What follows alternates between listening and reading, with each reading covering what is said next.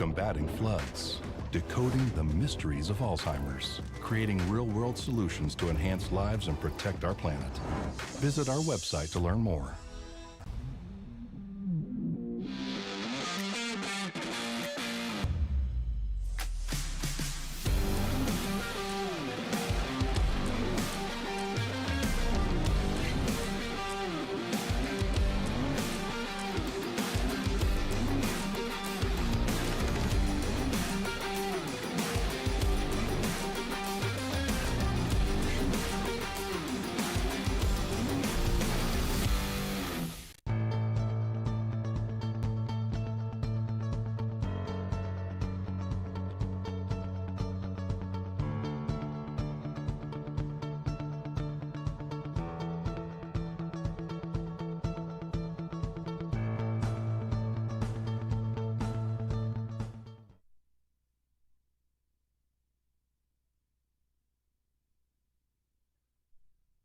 At Carleton University, we're revolutionizing surgery with AI, combating floods, decoding the mysteries of Alzheimer's, creating real-world solutions to enhance lives and protect our planet.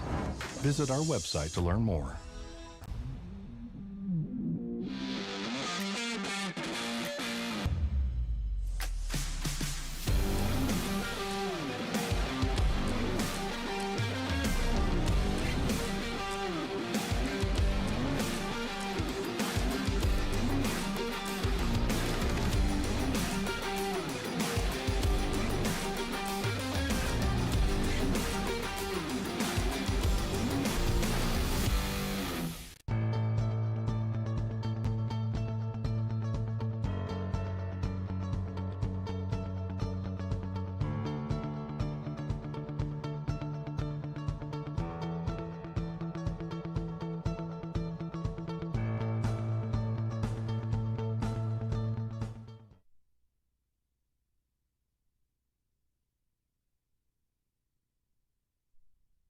At Carleton University, we're revolutionizing surgery with AI, combating floods, decoding the mysteries of Alzheimer's, creating real-world solutions to enhance lives and protect our planet. Visit our website to learn more.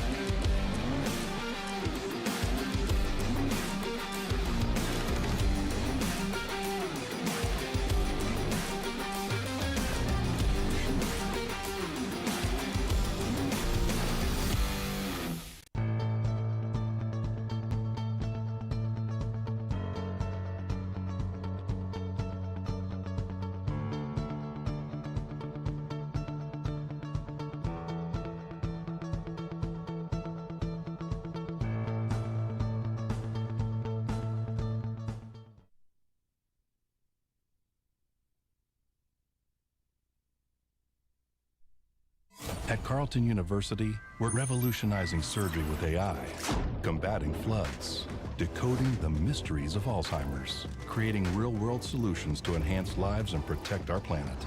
Visit our website to learn more.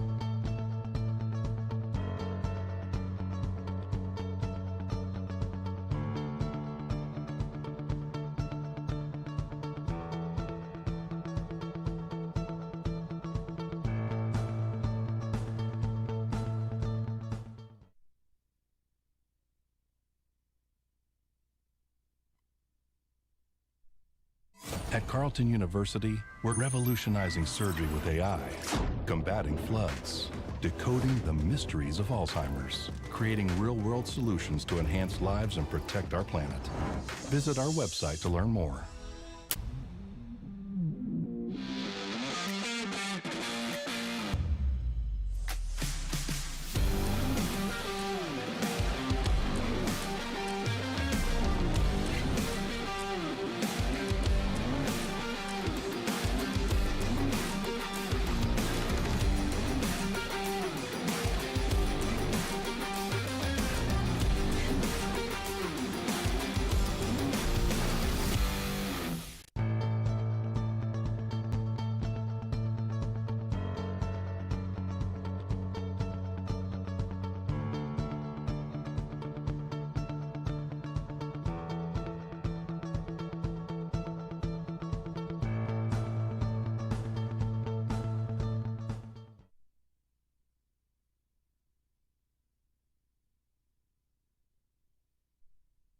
At Carleton University, we're revolutionizing surgery with AI, combating floods, decoding the mysteries of Alzheimer's, creating real-world solutions to enhance lives and protect our planet.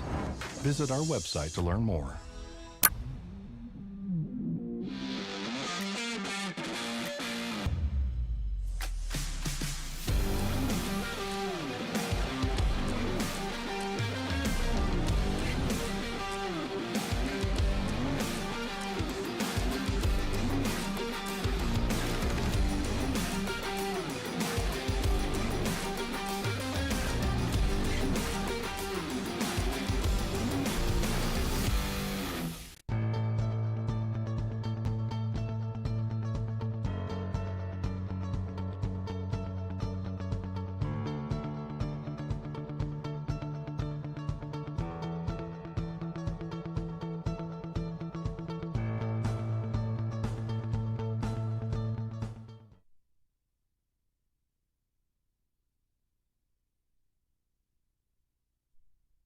At Carleton University, we're revolutionizing surgery with AI, combating floods, decoding the mysteries of Alzheimer's, creating real-world solutions to enhance lives and protect our planet. Visit our website to learn more.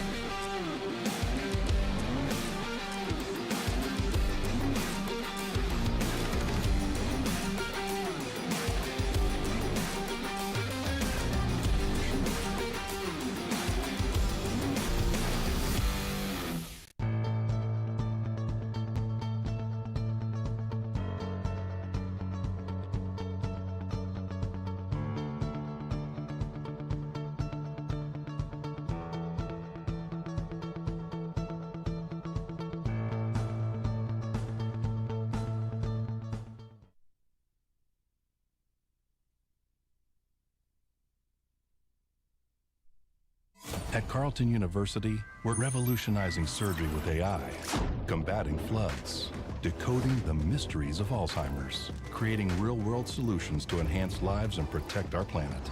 Visit our website to learn more.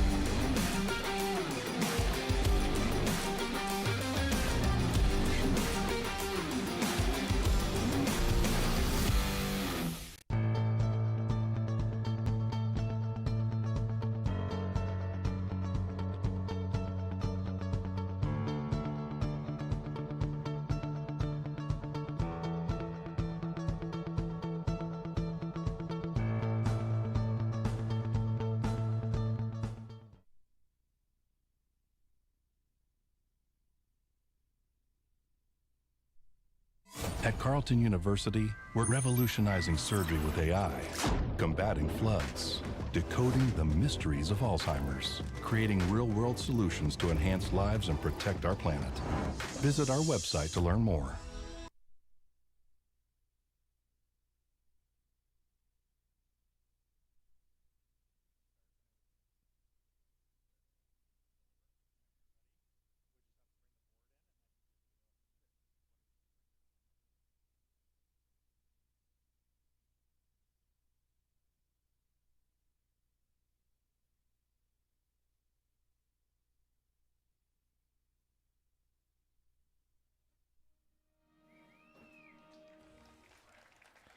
Welcome back, everybody, to TAAG Park for the home opener of your Carleton Ravens women's rugby team facing off against the McGill Martlets. I'm Cody Gaudreau. To my right is Jeremy Whalen. We just heard the national anthem, and in only a few seconds, we'll see the start of the game. Jeremy, today we're seeing two games who had a very different experience last year, eh? Absolutely, yeah. This is a Carleton Ravens team who finished in a playoff spot, made their way to the RSEQ semifinals, and unfortunately for them, came up a little bit short of their goal of making to the national championship. But a 2-3-1 record. What stands out for Carleton here is, as you see, their opponent McGill was 0-6 last year, and this is a McGill team that's building. We'll get to them in just a minute, but this Carleton team did enter that game last year and really didn't score the way they normally would for a fourth-place team. They kind of scored at like a sixth-place level and also gave up some points at that level, and I know we'll talk about that a bit more later on today too, about the game McGill gave them when they were here at TAAG Park, but just before we get started, let's look at the Carleton Ravens lineup for today. As you can see over here, number 8, Sierra Haas, who had 20 points as a rookie last season, got the MVP in 3 out of 6 home games, and was, of course, the RSEQ Rookie of the Year. Keep an eye on the orange boots today. And this is a pack, too, as we look at the backs now coming up that can really be impactful. Who stands out here, Cody? Of course, number 10, the captain of the team, McKenna Taylor, who's, just one of those really consistent players, of course, her 5th year playing here with the Ravens, and I mean, you know what to expect out of her, right? It's consistency, it's experience, someone who knows the game, right? Exactly, yeah. McKenna Taylor is one of those players who really fits Coach David Long's lineup. She's just steady, she's balanced. You're not going to get too much flash and dash out of her, but some consistency here. And that's the thing as we look up and down this Carleton Ravens lineup that'll be interesting today. Not a single first year starting on the other side of the ball. McGill's got 4 of them in their starting 15. They've got 9 first years dressed, and we'll get into the keys of the game in a bit. But for right now, I'll give it back to you as we're ready to kick this one off. Perfect. Just like you said, a rebuilding program at McGill, so we're looking for a good one. It'll be an interesting day here. The wind for moving is circling. It was flying to the right. Now in the distance we can see a couple flags flying left. The trees here are killing our flag, so it's not moving at all in the left end. So interesting weather inside. Pretty calm TAAG Park. overall, yeah. And we're off. The Ravens grab possession, and we're already gaining a few feet over here as the first ruck of the game is forming. Always moving to the left. See Haas in there right away as the official calls one back, but that's going to be something we're going to watch for right away is Sierra Haas and her impact. Of course. And we're going to get our first scrum.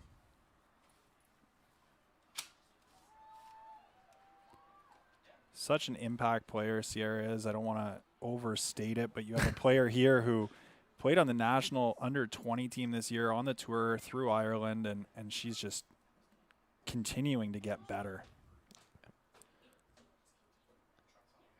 Only a few seconds as the ball is placed back into the ruck. McGill's going to grab the possession, but look at how hard the Ravens are pushing in here. And they're awarded possession. Absolutely fantastic power. That is one of those things we're going to look for. Gabrielle Leverette, Jana Menard, Ember Warren, a really veteran scrum, and they came in and right away from that loose head side, just spun McGill all the way around. You'll have to watch Ember all day. She's so strong and so powerful in that front row. That's going to be something that at least from here is a very small-looking McGill pack. Yeah.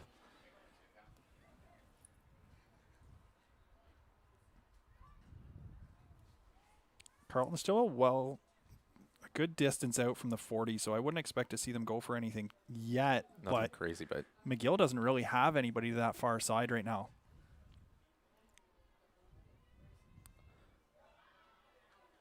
keep an eye on Zoe Neal, too. I've got a feeling she's going to run in pretty quick as the first pass is to the left. Fake to Neal over to Ramadan. Trips a little on the ground, but still ends up pushing through. Gets taken down. They're going to award a scrum, no. Passing it already back to Somerville. She's taken down in the middle of the field. Unfortunately, some obstruction. It looks like Carleton's line's not as clean as they want right now. I think the look was intended to go to Haas, and then she ended up running right through what would have been the pass, and that puts her in a bad spot. She's ending up, unfortunately, ahead of the ball, and we're going to have our third one here. As we take a look at the keys to the game, just a couple things to be ready for on the Carleton side. Carleton does need to start on the right foot. As I mentioned earlier, this is a team that, unfortunately, kind of didn't score as well as they have. Historically, a high-scoring team. They were 6th overall in offense, but they were also 6th overall in points against last year. So looking for some improvements there, and going to have to rely on the veterans in a matchup like this against McGill. So many veterans in the Carleton lineup compared to this McGill squad, so we just want to make sure we're there. And then just taking advantage of what we have, taking advantage of the bonuses in the standings, making sure they get their 4 tries, making sure they can stay ahead by more than 7, because this McGill team, as you mentioned, getting better every year, did put up 3 tries on them last year, gave them a good run. So Carleton's going to want to get going early here, as this one's kind of just stalled in the middle of the field.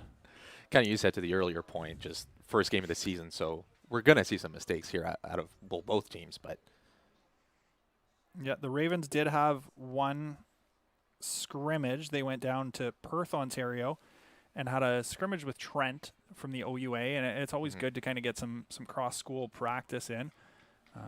Trent, unfortunately, not maybe a program that's trending the direction Carleton hopes to go in right now, but the only time in 2 weeks in training camp that they got to see anyone from outside of the RSEQ, or from outside of a Ravens jersey, that is. Scrum started, Hannah McGregor rolls it in. And the Ravens do come out with possession. Again, it's McGregor all the way to the left. They're going to keep going to the left here as Ramadan. Good offload by Claire Gets it to File. Claire File. Going through, shedding off a couple tackles as she finally gets taken down. As we're going to come back to the right of the field. Sierra Haas, obviously, again, like you said, gaining a couple of yards. And then keep moving forward. Morgan Sweeney again taking down. Watch out, though. McGill is grabbing back possession. It was a really nice strip from the McGill player as she took off.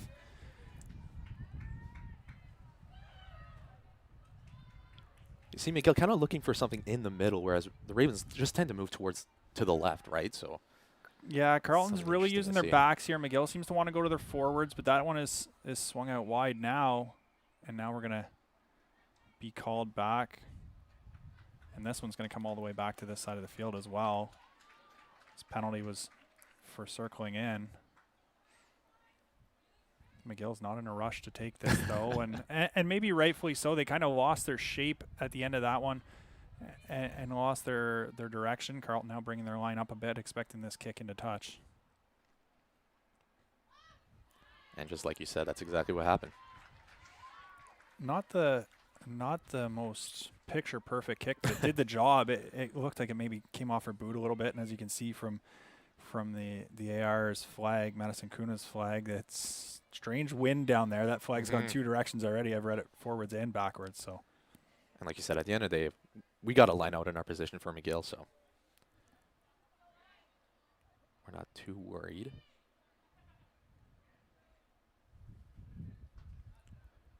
Throw gets back in. We saw some late movement for McGill. not straight here. They're saying she came into the channel.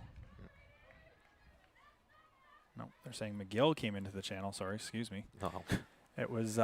It's always difficult if you're in that position where you're going off the call to get into position. We saw McGill only with 2 up on that line out until the last second. So for them to have to run up and get into position and make sure you step your mark, miss that one at that time. And The timing in your position has got to be perfect, right? absolutely. It's easy to get wrong. Warren runs over a defender completely to get that couple extra meters. Scrums this back out. Now we're getting a huge gain through the middle. That's Grace Rhodes. McGill takes it back. I don't know why she stopped there, but a little bit of hesitation. That could have been bad for Carleton. The official made a call, and I believe he was just saying that was fair game, and Katrina Danquach just stopped right in her steps. Bit of a lucky break for the Ravens there, but they're back through and get a good stop around the 40. Great line pressure. Another scrum forming there. McGill kind of late to the party as they get pushed over. There's been a lot of times here where McGill's not adding extra players to the ruck, and then they're having to call in for help. We saw it there, too. The first player in did a great job, got herself set, and then she's turning around yelling for help. And Catherine Murphy just caught alone. And maybe it's just timing, not having had 3-4 games experience, and this is a very young McGill squad. There's probably, rightfully so, some hesitancy here as they just don't want to jump into everything. And scrum to the middle. It's again Hannah McGregor rolling it in for Carleton. Key here, of course, they're always trying to get it back to Sierra Haas. in the orange cleats, and that's exactly what happens as she rolls off to the right. Sees she had a lot of options. Gave it away to Michaela Cola, who's taken down, but quickly we get back out. We gain another 5 yards, rolling it to the right this time.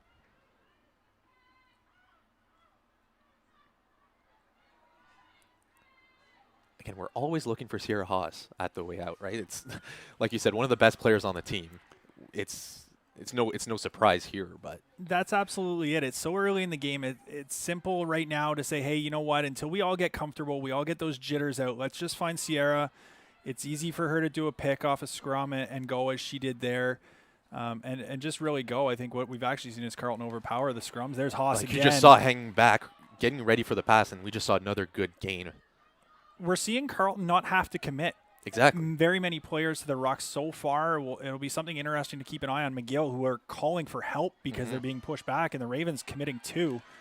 Great gain as the ball gets to Grace Rhodes. We're not the McGill side of the field. This time we're rolling out to the right. We still got 3 options on the right as we get taken down. The Ravens formations look really good right now as they're getting going. Got forwards mixing in right with the backs. Good hands from the forwards from Grace Rhodes again there too. So the backs also hanging a little further back from the rucks than, well, McGill it certainly isn't. Yeah, not having to commit is allowing them to really set up. We got a knock on here, and this one's going to go to McGill. But the Ravens, that's the one thing we haven't seen from them so far is sure hands from the backs, which isn't par for the course as a program. Year over year, we typically see the Ravens with really strong hands in the backs, and today this group is fighting it a little bit, but it is windy. It is not cold, but you're not sweating. I mean, I'm wearing a jacket. It's fair to say it's cold, right? Well, I try and keep cold for 0 or 2 degrees, but yeah, we're right around 12 degrees, and it hasn't really warmed up. And with that wind circling down at the bottom of TAAG Park here, it's kind of a bowl with the trees all around and Bronson on the side. So.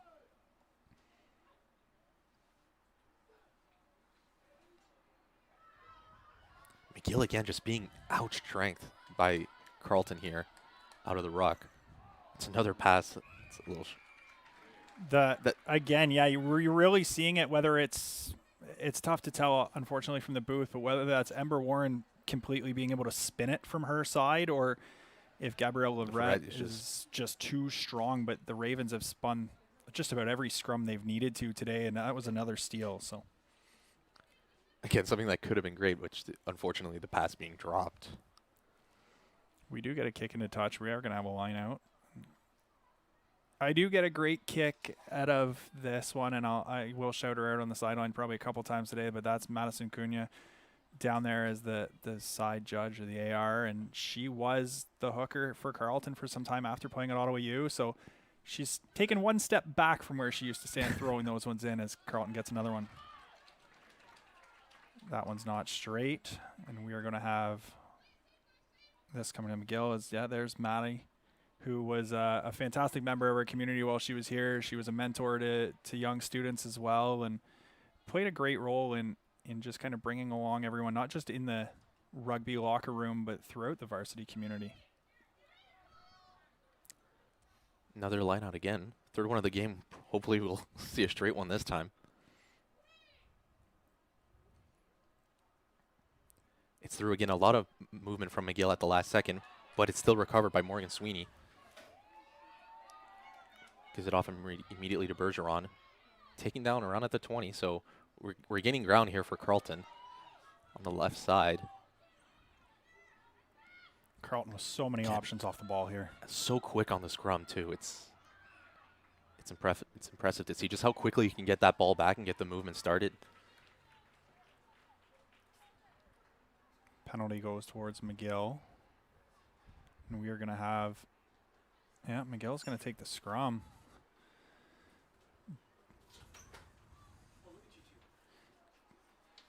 I don't want to play coach too soon, but I would imagine here that everybody is expecting a Sierra Haas pick and run or a pick and roll.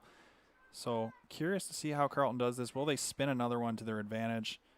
And then what will they do with it if they can steal it? And I mean, when you're that close to the touchline, you're allowing yourself to go for those little bit riskier plays, I guess you could say, where, well, even though giving it to Sierra Haas is not exactly a risk, but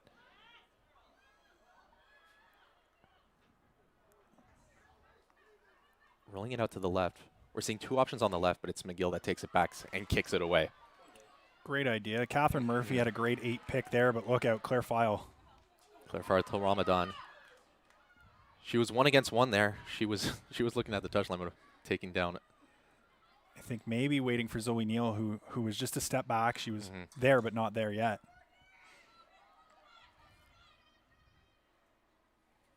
The ruck forming. We're through the middle. Ends up back in the hands of, I think that was Leverette. Great tackle by Demaray as well. Carleton, it looks like they're getting trouble getting through that, that 10 line. That's with Sierra Haas with a lot of speed there. Another knock on for the Ravens, though. The hands 13 minutes in, just not where they want them to be. It wasn't a great pass, a bit of a hospital even to Sierra Haas, who, as one of the taller players on the team, is maybe one of the only ones who could have got a hand on that one. I think if that goes out to the wing instead, that's probably not being caught by Fatima.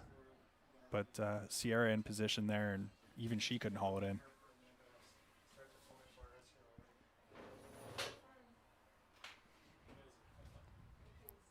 We take a look at the McGill setup on the screen.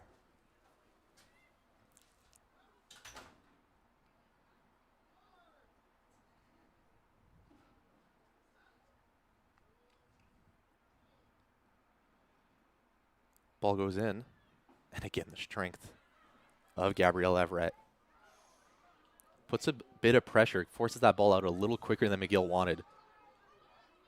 Looked like a knock on for McGill there, but the referee lets it go, and we're running into ourselves down low. There's the obstruction call.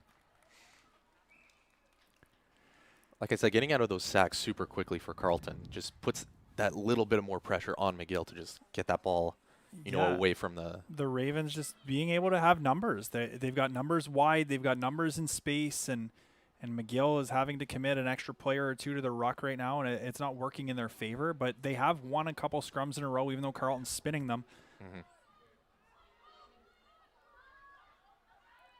Somerville just gained a lot of ground there. We're getting close to the touchline here as we drop the ball here. About 3 yards away from the touchline. The knock-on is called. Oh. And we will have another scrum. The hands for Carleton have to be getting frustrating on the sidelines. You worked so long in the preseason and the off season playing sevens as they do that you want sure hands, but maybe just nervous. Everybody wants to be first to score, and it is still new season. Looks like the officials standing everybody back up as well.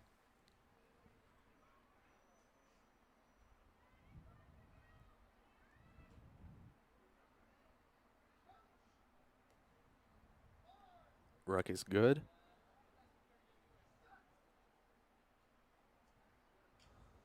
Ball gets rolled in. And McGill gets that out really quickly this time. They're back in the zone. Good tackle as Rory Moffat goes down.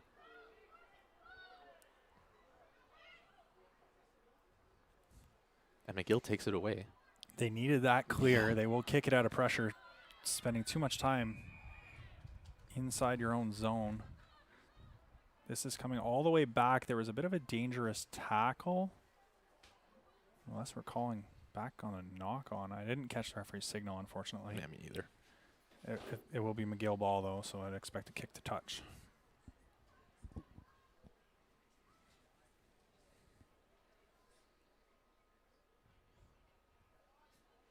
Like you said, kick to touch, and it's out. We'll see it. Much more sure-footed. I think. we talked about nerves early in the game. We wanted to see Carleton get off to a good start, but McGill looked nervous in their own, and that was a much cleaner kick the second time than the one we saw going sideways as it took off. Well, we see how important the first score of the game is, right? And just when you get the other team so close to scoring, you do get nervous like that, and you want to just get that out of there as fast as you can. Line out in the hands of Anna Christina Perron. Much better timing from the Martlets there, and they're finally able to take one away. And Gives them continue possession. away. That's Rory Moffat with a lot of speed. Kicks it away at just as she passes the right side of the field. That's Zoe Neal who takes it back, of course. On the complete left side of the field, scrums it out, goes back to the right. That's Isabelle Bergeron who goes down at about midfield. Menard this time. She goes through the middle. She's got 3 defenders on her, and she just won't stop. Jana Menard showing some strength, as we've seen from Carleton's entire front row so far. There's Claire File right back in the play after fielding that kick. Another draw pass, though, going to the right where you had about only 2 defenders to get through. There's so many things that can cause that can be a hard pop or you're too close or you're a step ahead, and it's such fine details in your hands that make the difference. Dankwatch taken down. So we hear a whistle here. We're going to go back to the spot of the knock on. So referee did allow them to play advantage, and we went about 30 seconds there, not as long as the last one where McGill finally got the ball back, but we'll head to the far side of TAAG Park for another scrum.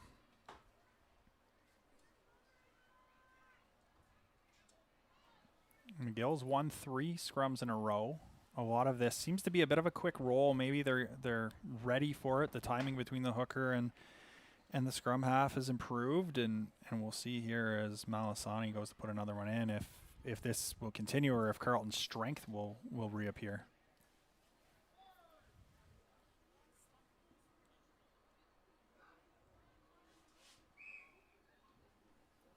We're not flat. Officials telling them that for their own safety, we have to make sure when we bind, everybody's in the right spot. So that one looked like it was coming down in the middle, and that's probably the most dangerous spot you can be in the front row when everything starts to collapse inwards. Yeah, and I think Malasani saw it too. She had no intention of rolling that ball until that was fixed. That could be the strength of Carleton. That could be the eagerness of McGill, who are trying to take these ones very quick. McGill drops very low. Rolled in and, just like you said, rolled out really quick. Dankwatch picks it back, but she's taken down super quickly. That ball got tied up in the feet of the 8, and as Dankwatch struggled to get that one from Catherine Murphy.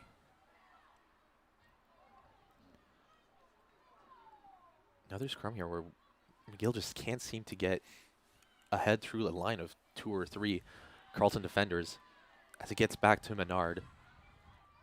Again, with a lot of speed and strength just getting through, but McGill re-wins that scrum. Zoe Field reading that play super well. And almost stole it, and that's something the Ravens do really well is jump those lines and steal those balls, but she was right there to make the tackle when she couldn't get a hand on it. I mean, when you're still putting McGill back a couple of yards, it's still something you want to read and look for. The Martlets are going to need to find a way to get through Carleton's line. It's set so wide. There's one player in that rock. They didn't actually put a body in to support it that time again. And so McGill gets 2 yards, but there's a penalty called.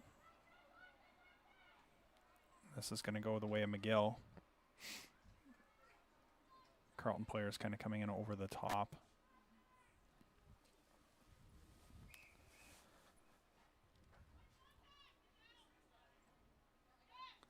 Medic goes up onto the field here. If I'm not mistaken, if my ears are not deceiving me, she lost her contact lens. Oh, no way. So this isn't an injury as much as McKenna Taylor lost her contact, and now Nadine Smith is out there working with her. They are searching the grass, and she is, oh my goodness, this is for someone who, there's a lot of things that I can handle. Eyes are not one of them, and I don't think I would want to be helping someone find and clean and put a contact lens back in the middle of a game, but no, trust me though, as someone who also wears contacts, it's scary when one of them pops out, and you know, all of a sudden you can only see out of half of your eyes, and you got no depth perception, and but those things are impossible to find when you're just looking around on the ground. So I think she got a replacement. She's got eye drops, and it looks like a replacement here as everybody else gets a little bit of a breather. The waters come out, and the one thing with TAAG Park is we are so far up here, and like I said, the trees and Bronson kind of make it a bit of an echo chamber at times. And I was sure the second she yelled, it wasn't an injury, it was my contact. See, I heard contact, but I figured it was an injury by contact or something like that. And, you know, seeing her put a knee down. Thankfully for the fifth year here, it's all changed up. She gives a nod to her teammates. And Nadine has a smirk as she comes off, our veteran athletic therapist, the head of the department, with Nick Westcott, who runs our strength and conditioning program here at Carleton University. And we're going to get back to work. The referee did blow time off for that one, so that'll come back to us at the end of the half. But everybody's having a good chuckle as they come off. A bit unusual, eh? Kick back into play. And that's going to be in touch for another line out for McGill. Does that kind of slow down the momentum? Because McGill was getting pretty quick with the ball, right? And it's, yes, it's a stoppage in play, but. Yeah, I think for McGill, smart play to come right back in, kick it into touch here and set themselves up, because their lineouts have found their timing now. Their scrum work is much better. The put-ins are so quick. The timing with the hooker is really good right now that for them to set up here, I think what they want to avoid is they want to avoid infield contact and rucks. They're just not winning those. So they take another line out, but they spill the ball quickly. And yeah, Desmarais just couldn't get a handle on that. It's back in the hand of Sierra Haas with speed all the way to the left. Sheds a couple tackles, keeps going to the left, ends up with Zoe Neild. Sorry, that's Zoe O'Connor. Is that going to be another line out for Carleton? It's going to be a line out for sure. I believe it's going to be for McGill. Yeah, we're going to McGill here as she was tackled out of bounds. You're not mistaken. That was the two Zoes who connected. That was Zoe Neild to Zoe O'Connor on the side. And back in there with contact in was McKenna Taylor, who had a hand in that play as well. Perron throws it up again. Good timing on the part of McGill. They have figured this one out, and suddenly McGill's lineouts look really clean. Yeah, Evelyn Desmarais also immediately turning to her right and putting the ball exactly where it has to be just to get it out. Unfortunately, though, they do win a ruck, and then they make a terrible pass. But everything works out. The bounce back into some hands. I mean, they still got the ball. The punting it away, like, I don't know if it was higher than we intended or if that's exactly what we wanted. Ball goes back to the right. That's Anna Perron. Again, just rolling through a couple defenders. As Carleton gets the ball back. Great strength into that ruck, too. Yeah, exactly. Strength and with speed, I guess, too, as soon as we get the ball out. And it's another couple passes. This time we have room. It's to the right of the field, back to Zoe Neild. Sorry, that's Claire File. Who gets taken down just a couple feet after. Ball goes back out. Left right again, gaining some ground. And again, you immediately have a backup to 3 players into that scrum for Carleton. Sweeney again taken down, but 3 players immediately following her as that ball's kicked forward. Great little idea. It didn't work out the way they had hoped for, but a great idea there from McKenna to chip it ahead. It just didn't bounce to Zoe O'Connor as she hoped it would. Riddell barely had to move to get that catch.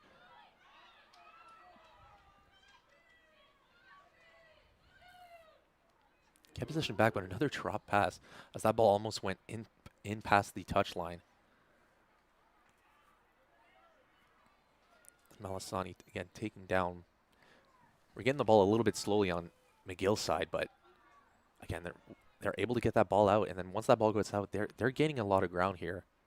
I think they're starting to figure out how wide that the Carleton backs are set up. Yeah, it takes some time to figure out where your A gaps and your B gaps are going to be, but it seems like McGill has now identified that A gap is maybe an extra person wide and what they're trying to hit, but they don't want to be back there. They're going to kick this one away again. Fatima Ramadan spills it before picking it up. But we're coming way back to a spot where we were offside. And this one's going to slow things back down. If you're McGill, so many opportunities right now where you've won the ball, you're starting to win rucks, you're winning all the lineouts. Every time you're putting it in on a scrum, it's going your way. But you've been trapped inside the 22 almost endlessly, and something's got to give for you at some point in time here. We saw them break free one time, and then a decision to kick that try and chip and go, and it didn't work. And kick to touch again. So now, as this one is nearly a kick to Bronson, but the Ravens spare on the side who's working the VO camera keeps this one alive. And oh no, she's hit the fence with it. Sometimes difficult to be the one who's over there manning the video review camera for the club, and now nobody can make a pass. So the trend continues. The flags are flying down there. Maybe it's the wind. I don't know. I wouldn't want to be trying to figure this one out today. You've had such a hot, warm training camp, and now it's 10 degrees and windy. I think we're not even half an hour in, and the wind changed direction 14 times, something like that, and it's not easy, especially those longer distance passes that Carleton has been looking for so far. So we're getting back a couple passes in a row as we're trying to get it through the middle here. It's like the Martlets are looking a lot for that middle to the left side of the field. The skip pass that time put them right into the gap that they've been looking for, but now their line's just not set. No, Prone again, taking some time to get that ball out of the scrum. But we're still got possession here. We are playing an advantage.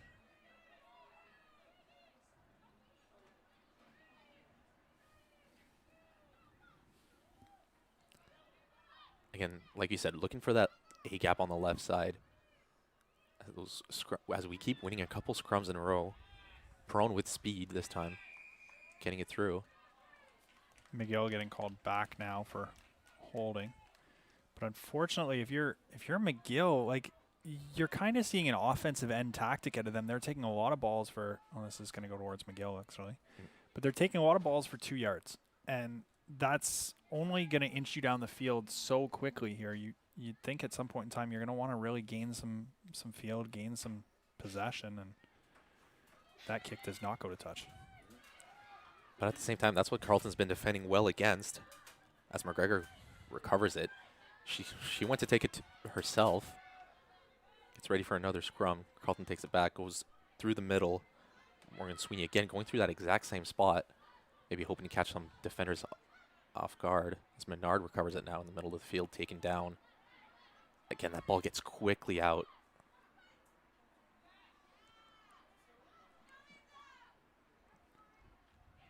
That was a nice 3 passes in a row for Carleton, something we haven't seen, and then choppy second.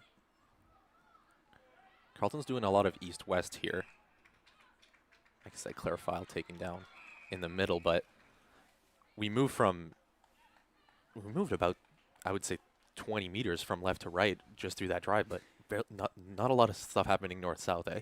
It is something David Wong's team likes to do. They believe that they can attack a lot of different ways because they have so much athleticism, because their forwards are so powerful but yet so quick. They know that they can attack east-west. They know that they can attack with a chipping game and kick it by you and run on, and they don't mind doing it a few different ways. It looks like right now McGill has adapted to what Carleton was doing early on. They're really wide now, which we weren't seeing before, and so the question kind of becomes what is the next piece of Carleton's adaptation, and how are they going to evolve their attack? If McGill is going to play wide, are you going to start to hit your first gap? Are you going to be able to chip and go more? I mean, even now you're seeing their backs move back a little bit. They are far off this one here. McGill has set up their line and they're ready to go, but it is a Carleton scrum, so Carleton's backs maybe looking to build some momentum, run onto this. There's no one on the left side of this one. Yeah, I can see that ball going at McKenna Taylor, and then she'll have almost infinite options to get that pass out. McGregor rolls it in. Pretty slow to get the ball out. Looks like it's stuck between Haas's feet. But Taylor gets it back. Nice. Off to File. What a nice pass. That's a good 20 yards gain right there. And immediately the ball's back out of the scrum. Amber Warren just rolling through a defender there. And again, getting that ball out super quick, and this time it's to Haas, and exactly what you expect, gaining a couple meters and then just getting that ball out of the scrum so quickly back. There's to the File right. on the far side. Back to File. Ramadan with a lot of speed. Again, sheds one defender. And this one is going to be in touch, I believe. Unfortunate for the Ravens, who continued to finally looked like they'd found their pace and their rhythm again. And, Absolutely. And Fitzima, unfortunately, on that far side, she made a great catch and broke one tackle. But runs out of room, and that's what McGill's trying to do. They're not allowing any overlap. They're really dangerous in their approach defensively here in terms of stopping Carleton from getting that ball wide right now, and this will turn into a lineout, but we do have an injured McGill player on the field.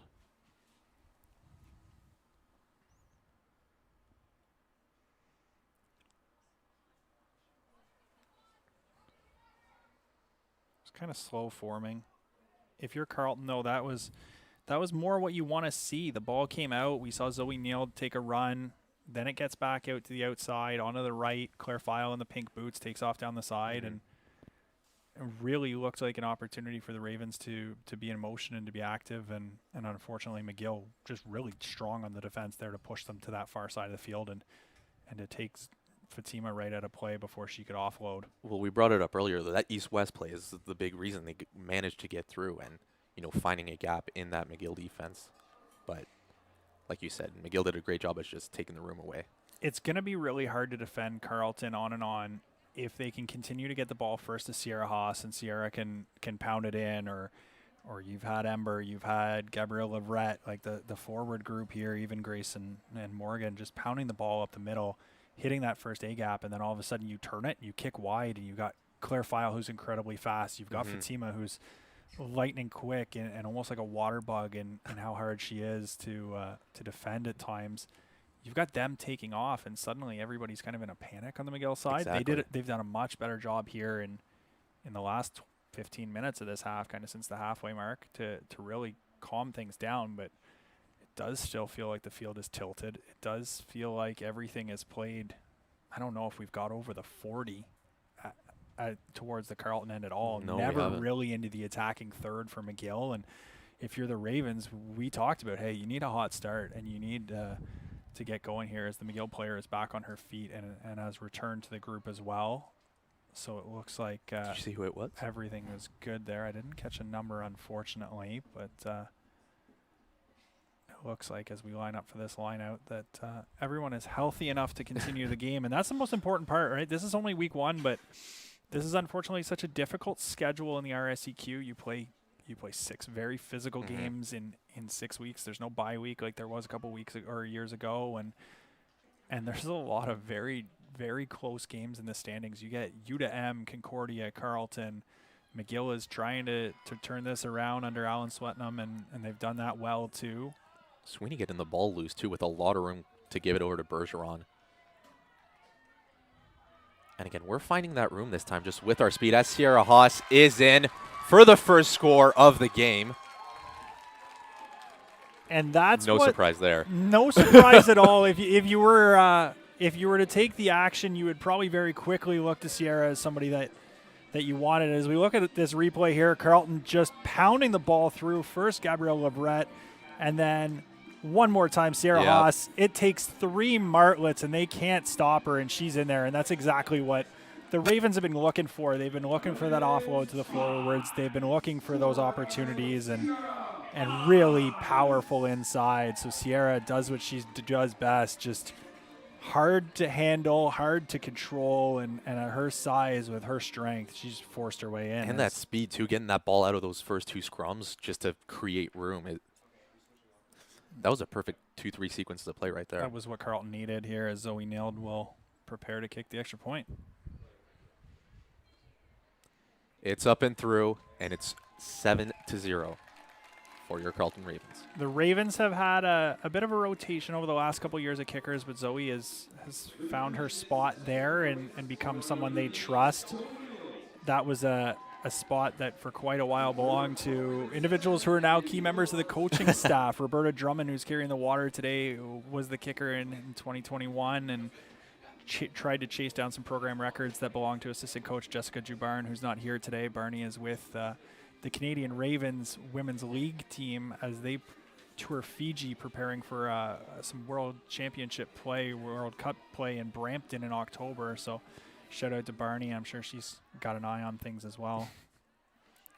Sierra Haas gets that catch and immediately going with speed right through the middle.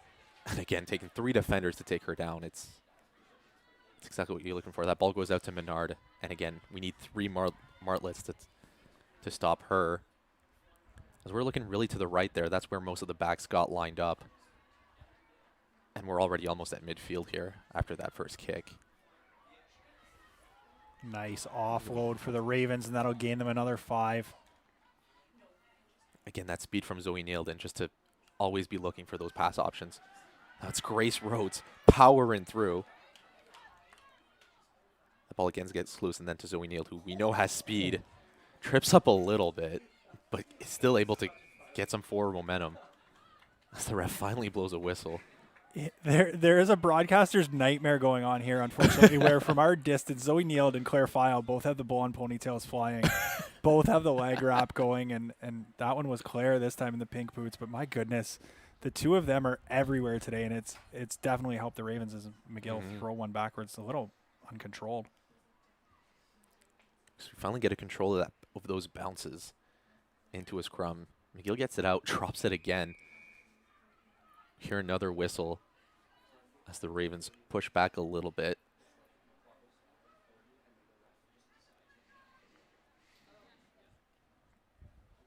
Nearing halftime, it is 39 minutes played. We have had an injury and a contact lens and fair number of lineouts early on too. So we'll see how much time the official will continue on with here. Is that one another lineout? Almost took Madison Cunha's head off, but she was out of the way and in position.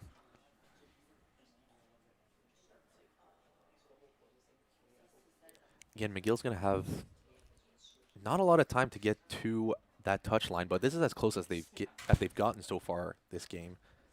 Perron getting it in, and again, you see McGill setting up for those late movements at the lineout. McGill that time looked like they didn't know what they had a little but shifty. They do win it back. They've got a maul going. Great strength from the Ravens, but McGill keeps possession. Yeah, Desmarais was stuck in the middle, but able to get that ball out. She gets it back. And runs about to about where that lineout was, but we're taking a lot of room on the right here for McGill, as we've actually gone further back from that lineout spot. Knock on. Gets it back. Morris holding his arm up, for that knock on, but Carleton gets that ball back immediately, sorry. No longer playing advantage, the official making sure everybody set the lines in the appropriate spots. And that's Fatima this time with a lot of speed as we've reached that 40-minute mark.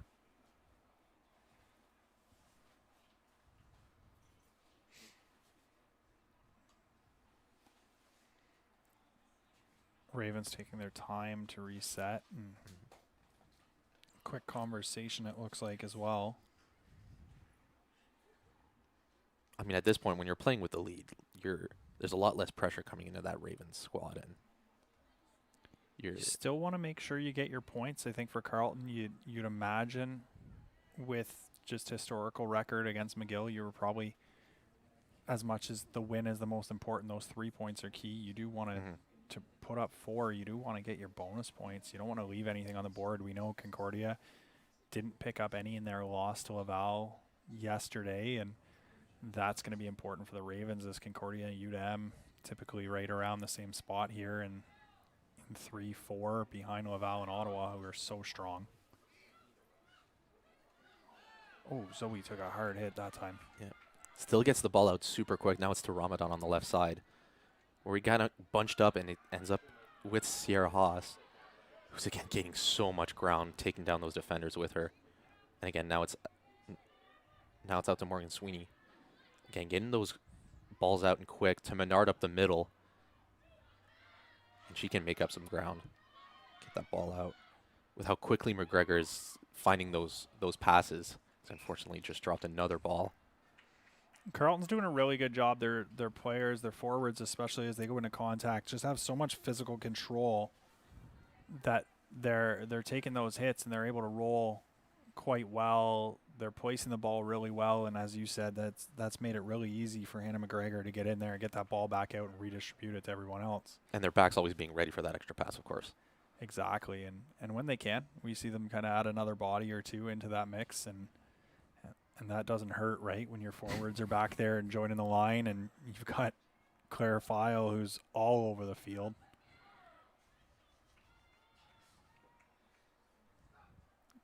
McGill have been so good in the scrums here in the second half of this first half, and that's another one right back. They've got an 8 picket though.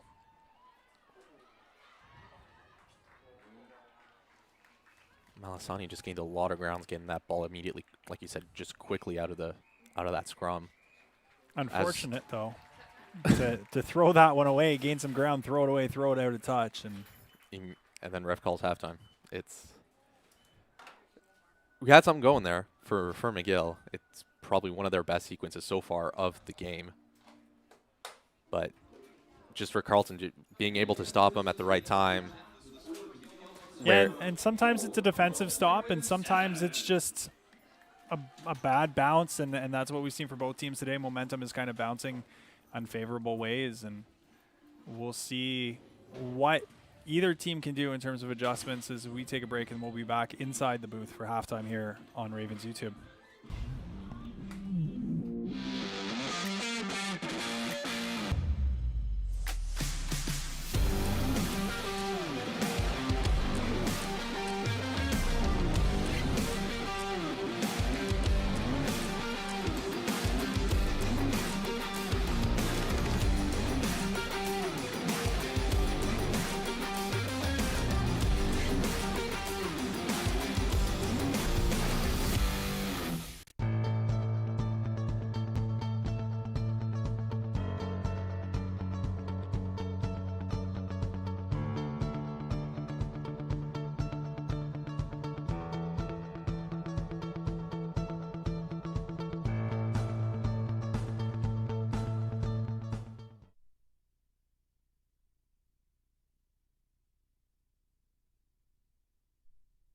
At Carleton University, we're revolutionizing surgery with AI, combating floods, decoding the mysteries of Alzheimer's, creating real-world solutions to enhance lives and protect our planet.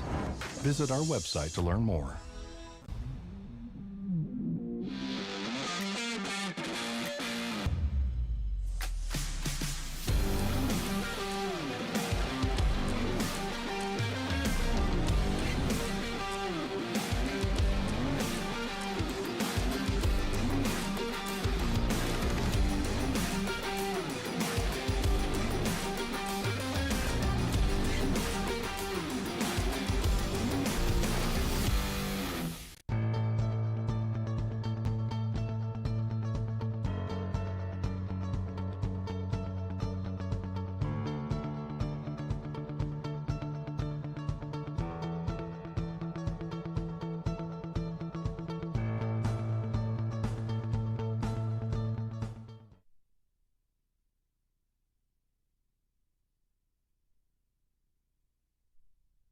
At Carleton University, we're revolutionizing surgery with AI, combating floods, decoding the mysteries of Alzheimer's, creating real-world solutions to enhance lives and protect our planet. Visit our website to learn more.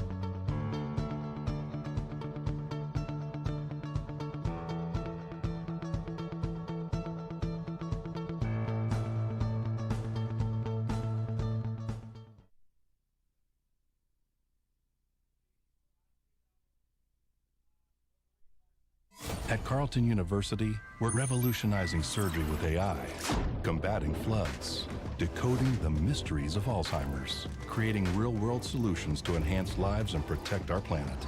Visit our website to learn more.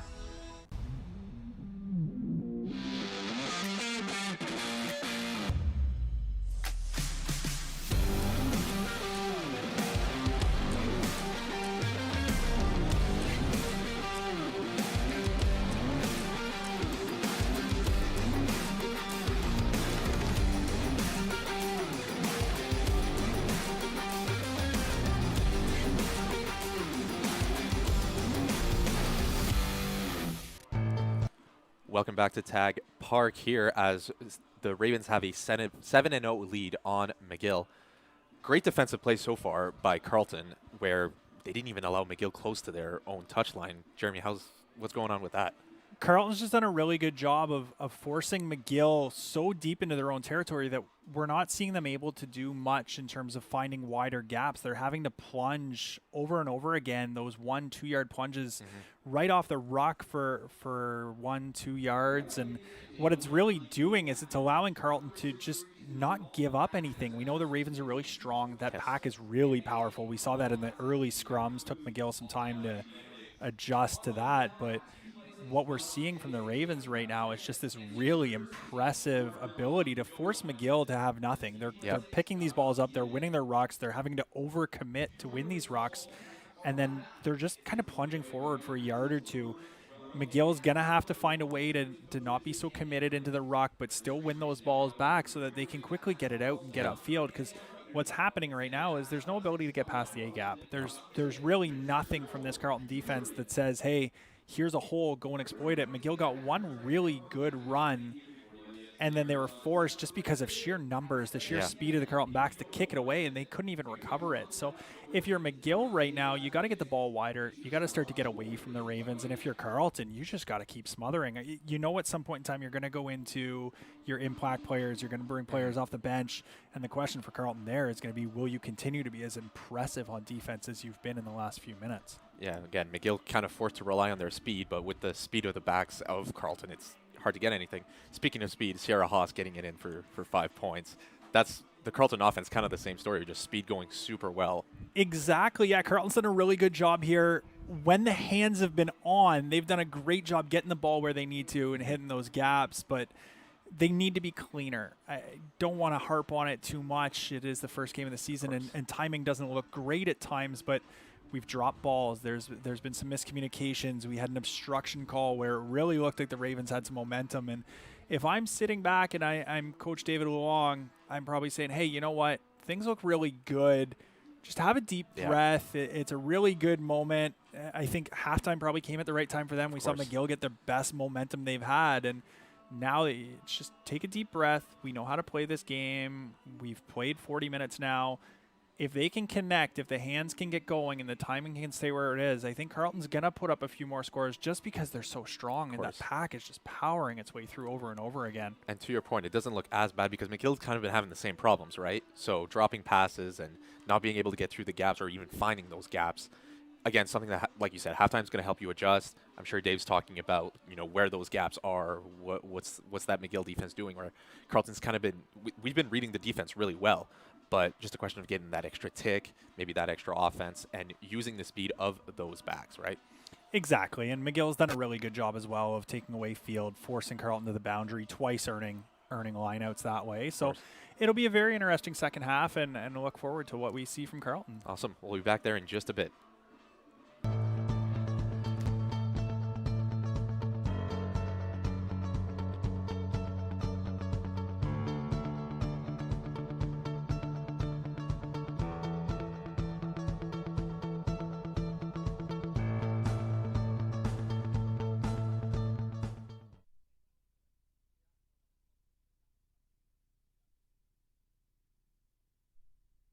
At Carleton University, we're revolutionizing surgery with AI, combating floods, decoding the mysteries of Alzheimer's, creating real-world solutions to enhance lives and protect our planet.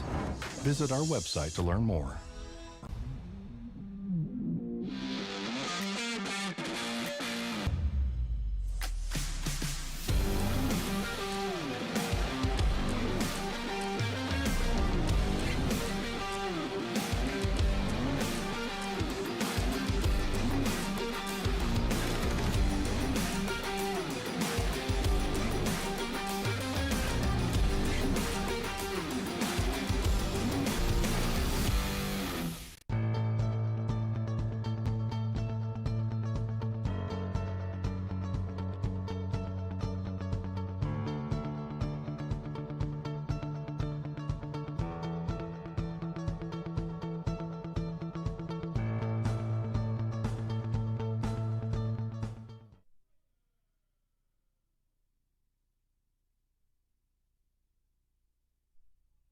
At Carleton University, we're revolutionizing surgery with AI, combating floods, decoding the mysteries of Alzheimer's, creating real-world solutions to enhance lives and protect our planet.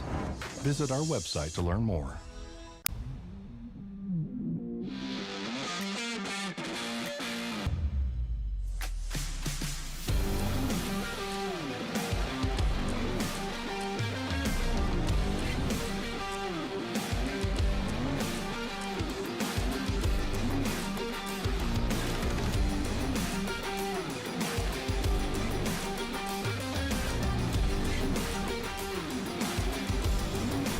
Welcome back for the second half of this nice game between the Carleton Ravens and the McGill Martlets. McGill gets the kickoff again today. And like we talk at halftime, hopefully a better read of that McGill defense from Carleton. Zoe Nils gets it back, and we get a lot of speed through the middle again from Jenna Menard. And McGregor quickly gets it back. This time it's Zoe Field with a lot of speed to that right side, where again, the Carleton's backs are giving a lot of options, and it's... Well, it's out. Gabrielle Leverett getting a lot of speed through that center. This time, I think that was Ember Warren taking down a defender with her. As we finally Ember Warren has made sure that she's going to make the most of this start, and she's just been so powerful here. And now Carleton will take this penalty, and it's Sierra Haas with the ball.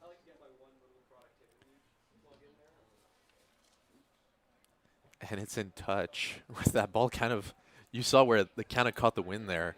You saw Sierra's face too. That's not exactly what she meant by it at all. There was lots of spin, but she's having a giggle. Unfortunately, that's not what anybody wanted. But I think that ball and the wind, she can't blame the wind. It wants to go the other way right now, but that ball just came off her foot backwards. So Remember to throw it in.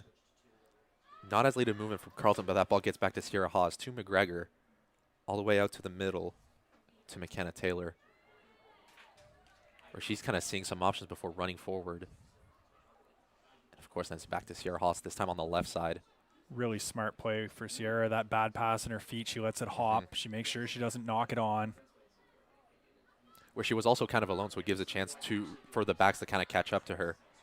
As that ball gets back to the middle and Carleton drops it, and it's McGill that recovers.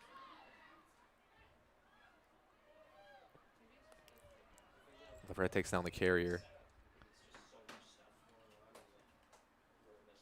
The official is going to call the knock on here and give it to McGill. The advantage was over at that point. Sweeten, who took that ball in, everything kind of fell apart from there. And we'll get a scrum right on the 45 if you were to go to the football rules. I'm sure someone at home's mad at me for using football references here, but it was bound to happen. There's a lot of lines on this field. Oh, yeah. There was no changes to the Carleton lineup at halftime. Just scanning. It doesn't look like McGill's made any either.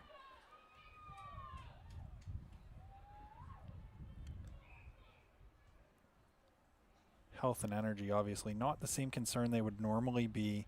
This is week 1. You should be relatively healthy coming out of training camp and don't have to worry too much. You're not playing like a midweek game yet, so. Not expecting them to be too tired either with that first game. Katrina Danquak is going to be the one rolling it in for McGill.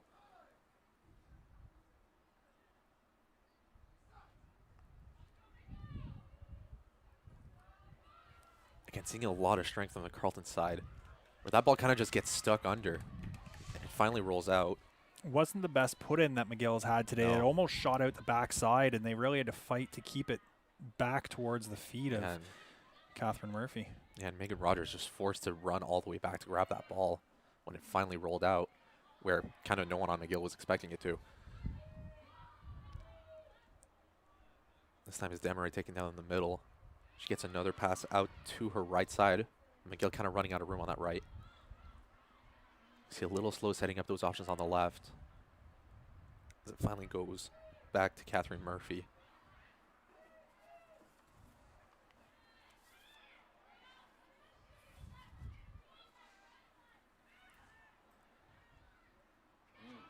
Another good pass there. We got some clear grass for Silas Sweeten. She finally gets taken down, but McGill this time pretty quick to join that scrum.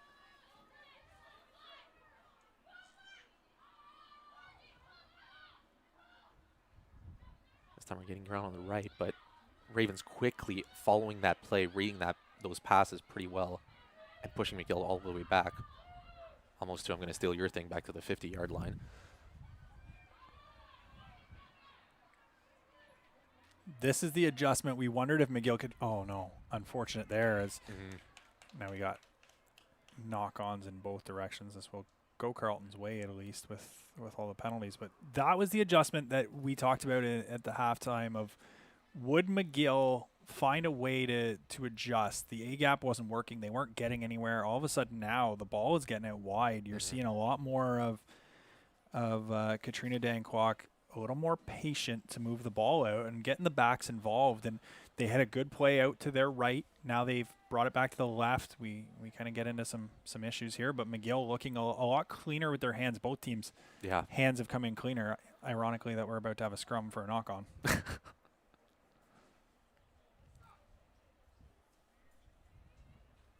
And still, we went a good 5 minutes without one in that second half, so something we're looking for. Sarah Haas gets it back again with speed. And we're already past midfield here with Michaela Cola getting a lot of field. And all the way back to Bergeron. And again, with only 2 passes, you went up about 20 meters. And again, a ball immediately gets back to Sarah Haas. Again, 3 defenders to take her down.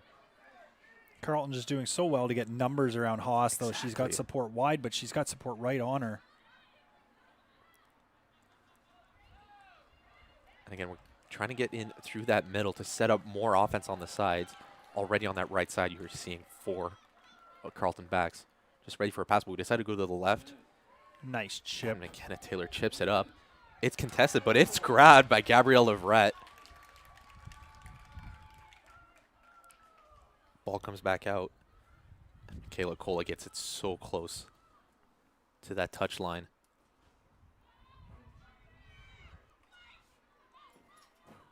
And again, we're a little slower to get that ball out for Carleton, but just a question of powering through that McGill defense. We are so close to that touch line. McGill doing everything they can to hold it up. And they will not anymore. Can we had about 3 or 4 McGill defenders just holding up that one ball carrier to stop it from getting in touch. But this time I think it's going to be Sierra Haas again that ran it in for the 5 points. Sometimes you're good and sometimes you're lucky. We see this one here. Oh. Great job by McGill to hold it up, but they push it right into the hands of Sierra Haas. And for the Martlets defense, they battled really hard through that play, but unfortunately you hold 1 up, you hold 2 up. Carleton's coming in waves with so much strength on the ruck, and then you got Sierra Haas. You've got the RSEQ Rookie of the Year, that speed, that power, and undeniably strong, really. So, plus, too, when you're not even a meter away from that touch line, you saw Isabel Bergeron when she picked up that ball, that confidence of just running straight forward, where she was barely just stopped. Like, the ball had, maybe 2 inches before getting into that touch zone, and I could have sworn I saw her roll her eyes just to give it to Sierra Haas for that she can run it in. It's frustrating if you're a forward, and I didn't spend a lot of time in the pack in my days, but when you get up there and you get that close, you're not normally the scorers. Like, yeah, your eight's going to score. Sierra's going to do what she's going to do, but you do all that work, and it was Gabrielle Leverette who made the play, who hauled in the chip from McKenna Taylor, and then you roll that ball over once, twice. You're into a 3rd phase of McGill holding you up. Like, you'd love to be the one to put that one down, and sometimes you go your whole career without scoring one. So to get there and be stopped by an inch a finger from McGill at times to keep that up, and Sierra Haas does what she does best. She comes through clutch. Speaking of, she's the one who catches that ball. running right through the midfield, gets past almost 3 defenders. And again, McGregor quickly on that ball with a pass that's rolls, but it's still handled pretty well. As Ramadan finally gets stopped, she rolls forward a little bit. Again, McGregor gets it and immediately back to the middle, this time for Rhodes. Again, powering through those defenders. We're seeing, again, that strength from the Ravens. There's a difference now with Carleton. The hands are just cleaner. Maybe that was a deep breath at halftime, but really hard to stop this Carleton team when they're this clean now. Exactly. A lot more aggressive on those balls, too, where we're kind of just straight moving north and then looking for the pass once we get overwhelmed by those defenders. Fortunate for Warren, that could have been obstruction, but they let things play on with no advantage, and Carleton climbs. Somerville goes up about 15 meters. That ball ends up towards Somerville again on that right side, where they're going to keep moving it, this time with Claire File. Gets taken down, and again, getting that ball out quick to Rhodes, back to the middle.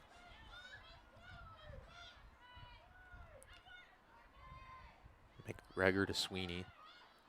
Didn't get that much distance out of it, but again, a lot of room on that left side. McKenna Taylor kicks it away. It's recovered again. Kind of that exact same play that we got on that last score. Yeah, and I think that's what Carleton was looking for in the first half, too. That one pulled in by Michaela Cola. Just creating room on one of those sides, pushing those McGill defenders pretty much the opposite way.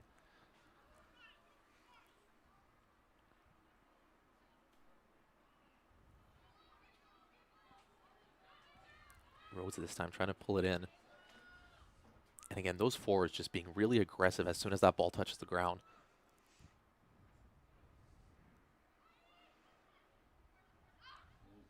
With some room now on the right side. Ends up back with Zoe Neal, but she drops the ball.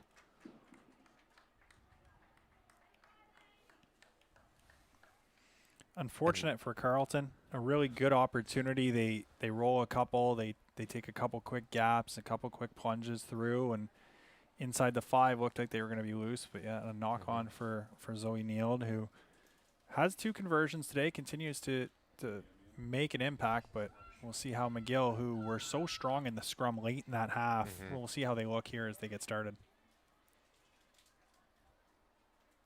Yeah, with all that momentum Carleton had going on, it's got to hurt to be stopped so close. Felt like they were inches from that third score. Oh, absolutely. And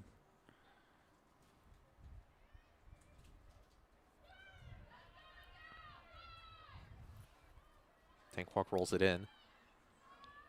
This time we're peeling out on the left side. There is no room, however, Ramadan's quickly on that.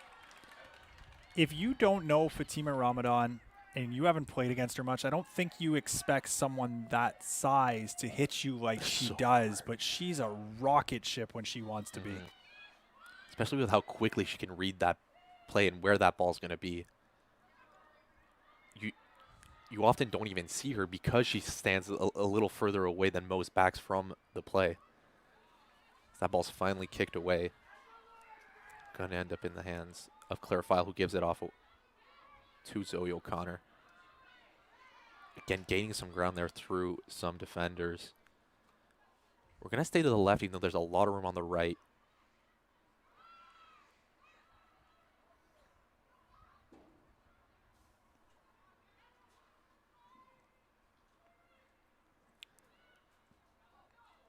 McGill gets it back, but can't get any momentum forward. The backs for the Ravens really tightened up on the defensive end, too. It's something we saw, something compared to the first half. McGill finally gets it back, finds some room on the left side. Carleton's line speed was Huss taken down. Carleton's line speed was giving McGill fits, but they finally go back to what they did so well at the start of this half. They get the ball wide, and they start making some headway. We're going to get 2 substitutions for McGill here, too.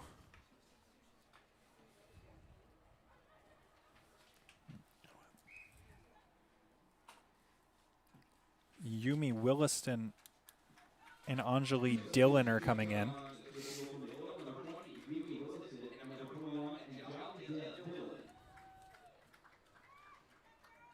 Williston and Dillon coming in, just trying to get a look at who's coming off for the Martlets.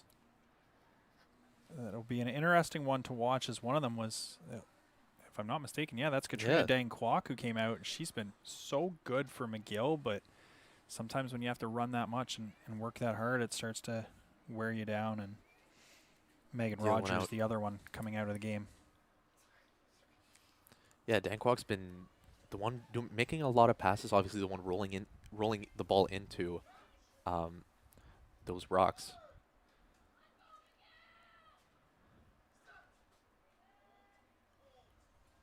McGregor rolls it in for Carleton. Rolls it out quickly. And now it's Taylor with a lot of room on that left side, and now it's Zoe Neild with so much room, and she's in for the touch. All alone with that speed, impossible to stop.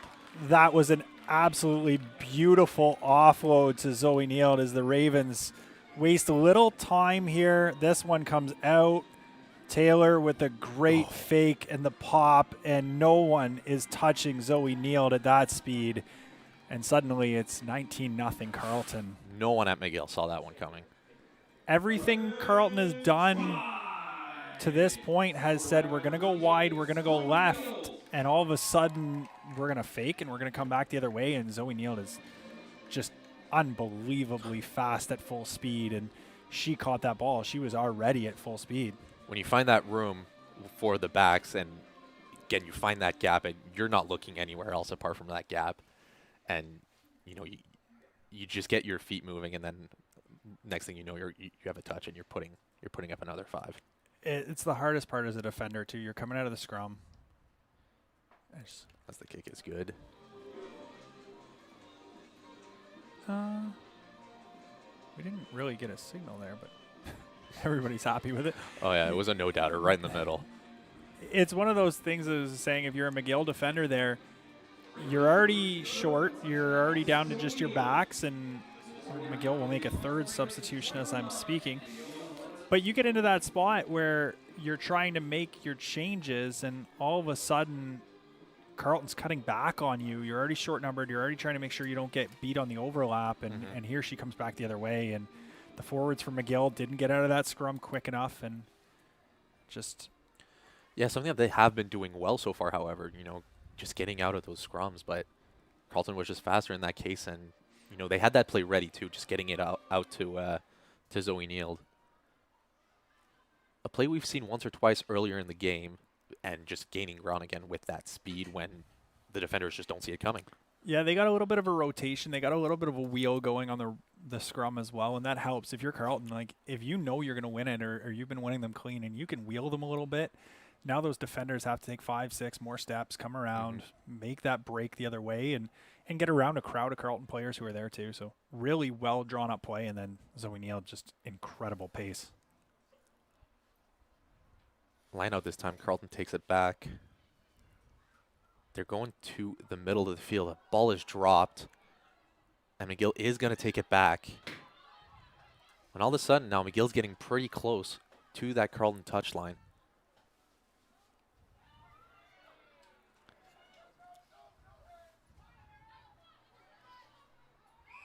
As we're just fighting, trying to get that ball out.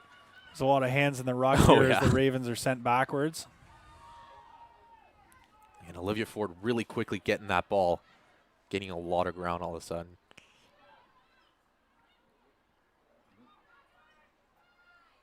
Demery gets it back, but again, Carleton super quick on those passes and reading them on that defensive side. Edgerton Raymond again quickly taking down. That's Crum Ford, and it goes back to Ford. Again, with that those Carleton backs really having tightened up. Carleton almost trying to shoot gaps, expecting passes right now. We just saw that there with McKenna Taylor, and the pass never came through. Now it's knocked on by everyone. Carleton comes out of that with the ball. Morgan Sweeney trying to gain some ground through the middle, but gets taken down again. But Carleton really looking for those gaps in the middle, looking for that contact almost. Yeah, they have no problem taking ball 1 into contact and seeing how McGill adjusts. And Now we're going to bring this one all the way back to the knock-on. That one, the advantage was lost. Carleton wasn't able to continue to move it up. And that ball did pinball off a few players, and McGill continues to... I counted 4. I lost count. Which isn't abnormal, so... Martlets will make another sub up front. That's Grace Chevalier coming in.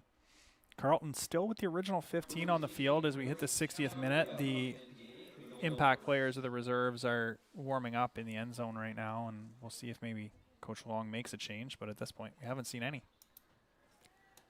Could it be some kind of scrambling on the McGill side where, you know, just something that we're trying isn't working out? Or is it? It's difficult to judge. I think for McGill, once maybe you held in so long, you fought so hard, maybe was the numbers start to get away from you, you think about changing things up. But also... Sierra Haas with speed on the right side. Again, needs 3 defenders to take her down. Sorry for cutting you off again, Jeremy, but quickly going back to the middle. Again, Sierra Haas with that speed just creating so much room. So we're getting those backs set up now. So many passing options. We're going to the left side. 3 passes in a row, ends up again with Zoe Neal, who gains a lot of ground with that speed.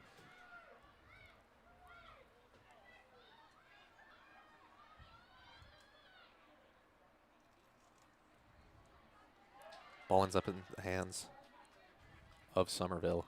Again, McGregor quick on that, gets it to Haas, and stays up. She had the help of Michaela Cola, too, quickly on that. Michaela Cola cleaned out that entire ruck when she came in, just set tone and set space for Hannah McGregor.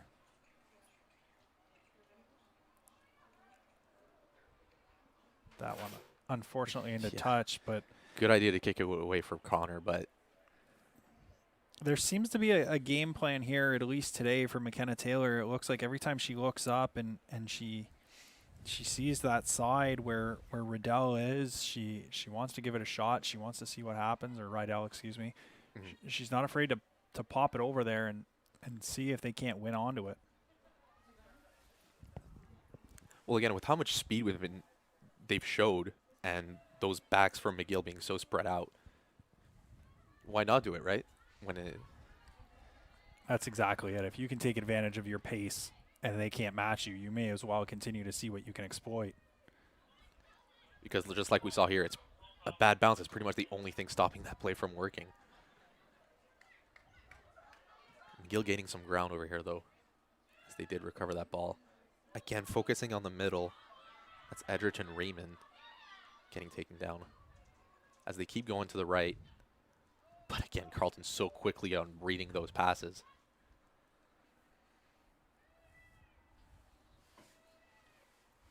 That was the first touch for Chevaglia since she's come in, made a really nice play. McGill maybe trying to get a little more speed when they changed up. There was a lot of subs to their pack, right? So you never know what. Every coach has their own decisions, but it looked like they were trying to create something.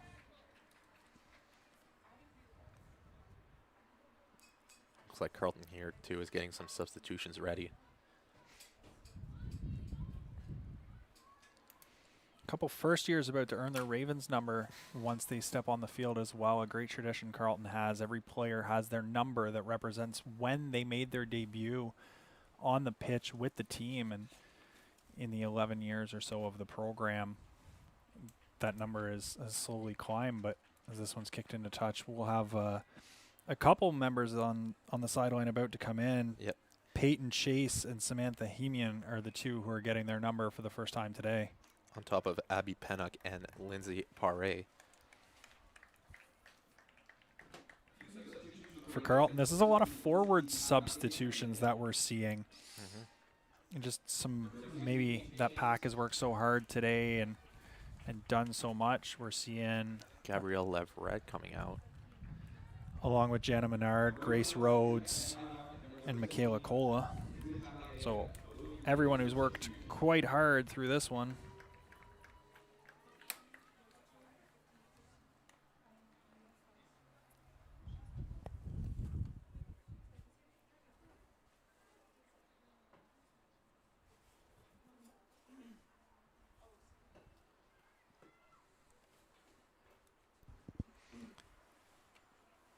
Ball is thrown up. Dimmeray gets it again. That ball is not straight. The wind is picked up. I was just about to say to you, I took one step back in the booth here, and I thought I was going to lose all my papers for letting go of them for a second. But the wind is picked up.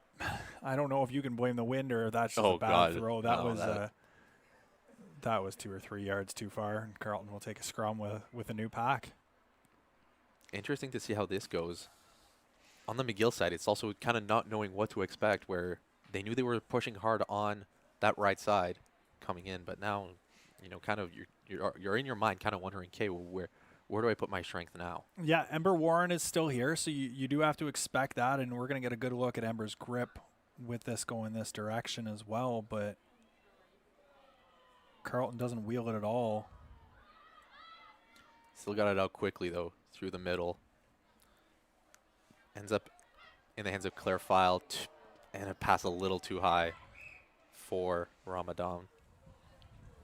I don't know if Claire needed to offload that as quickly as she did. No. She looked like maybe she thought Fatima was further behind or what, but a potentially dangerous pass. Fatima did what she could to try and haul it in while also protecting herself, and thankfully here that's... Yeah. Like I said, File don't exactly know what she saw, but she did have 3 defenders running towards her. But again, like you said, had a lot of room.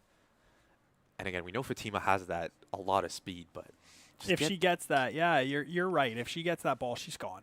And I think with the way McGill had committed 3 to Claire, I don't blame Claire at all for wanting to only go into contact with 1 or 2, not 3. And that there were some forwards in that group too. Yeah. So, but again, that throw, like you said, was kind of rushed. Could have had those extra couple meters from the run.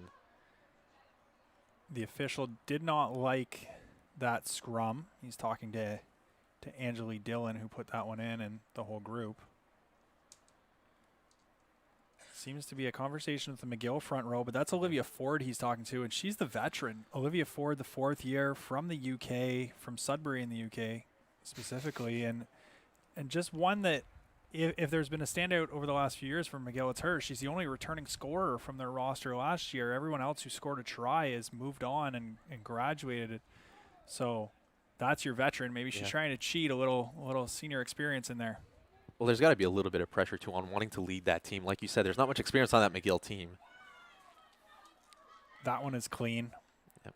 The pass is not. Stole the words out of my mouth there. And again, that kick is missed. Warren Mafat just kind of kicking air. That ball comes loose.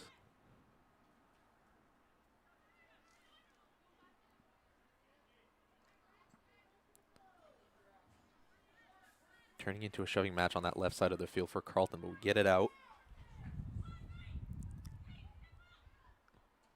Morgan Sweeney gaining some ground. And again, that speed through the middle. That's Peyton Chase, who just came in as a sub.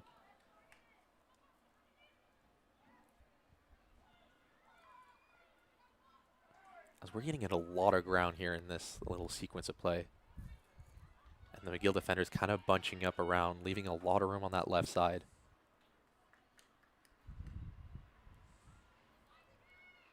But Carleton moving all of their backs to the right, where there is more field to play with. So we are getting ever so closer to that touch line. Inching closer as we're finally getting some distance back with some speed. And it's Fatima Ramadan, but we hear a whistle. There's an obstruction call on the Ravens. They were doing a great job, but then too many bodies, maybe not as clean. That's unfortunately what happens sometimes when you're in tight and then you do come out like that. You're trying to play a switch, but it was a really good start for Carleton. And, Coach Long always says to me, they're not substitutes, they're impact players. And that's exactly what we've seen from Peyton Chase so far. Just 2 very strong runs. She played a big part in gaining field early. And well, I'm going to be honest. She got the ball. I almost said Zoe Neal just because it was kind of that same play, just speed through the middle, finding that gap.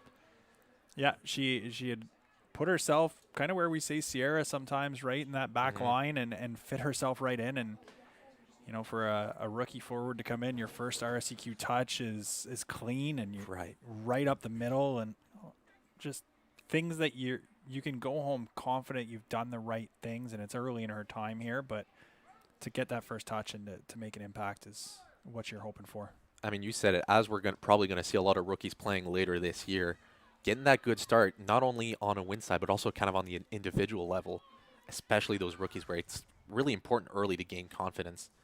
As we move that ball really quickly to the left where there's a lot of room, and that's Claire File getting taken down just short.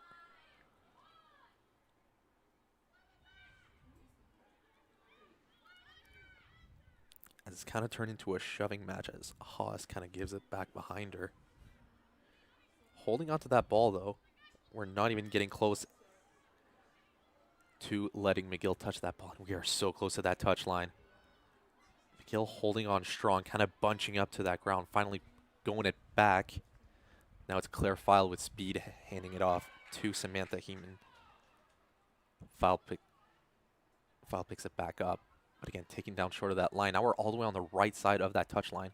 Moving it back towards the middle on the left. Again, McGill kind of bunching up to where that ball is really quickly. Just a question of getting numbers on those running the ball in. This time it's Sierra Haas. Dives it in, and it's going to be her third score of the game. Make it 26 for the Ravens. Man, that took a while to get in, though. It did, but it's the persistence of the Carleton Ravens, multiple times held up. McGill doing everything they can on defense, but we talked about it on our last score.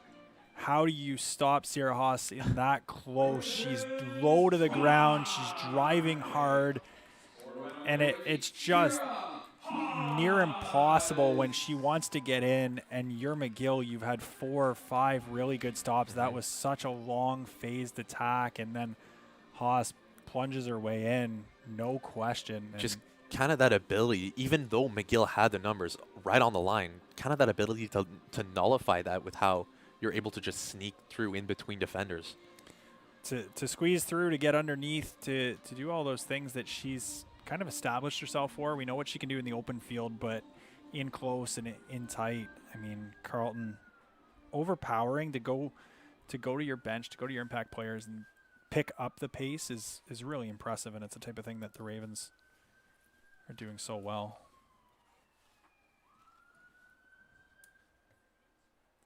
Kick up is good. That's going to make it 29-0. As the Ravens get on the board there, that's an important one from Sierra Haas as well, because she does score their 4th. So that bonus point that we talked about on the start, that key to the game of making sure you take advantage here. Don't want to speak too soon on what you're doing defensively, but offensively you've done your job. If you're worried about attack and defend, it didn't come as quick as you thought, and a lot of credit there goes to McGill. They've been very impressive and consistent defensively, but Carleton puts their head down and goes to work, and they get their bonus point here with 4 tries, as McGill will make 2 more subs when we've got our eyes closed. It's Kipling Zaz has come out after a full day of work, and it's actually both wingers, as it looks like Gloria Rydell came out as well.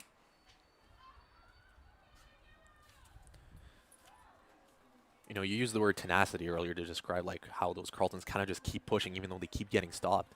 That's credit to the McGill defense, but at the same time, the fact that we're looking for that offense while not sacrificing that defense on Carleton's side, you know, credit to the coaching staff for that. It's that experience, like you said, coming in, kind of just not letting yourself down. And there's a little bit of faith in your system. Watch out there as we got speed up through the middle. That's Ember Warren. Unfortunately, Warren wanted to offload that one, and maybe everybody a little excited about the opportunity. It looked like Morgan Sweeney was going to be long gone, but that pass drops. That was unfortunate. Like you said, that looks so good. Warren already almost all alone, and getting that to Sweeney, just that extra little bit of room would have given her the entire field.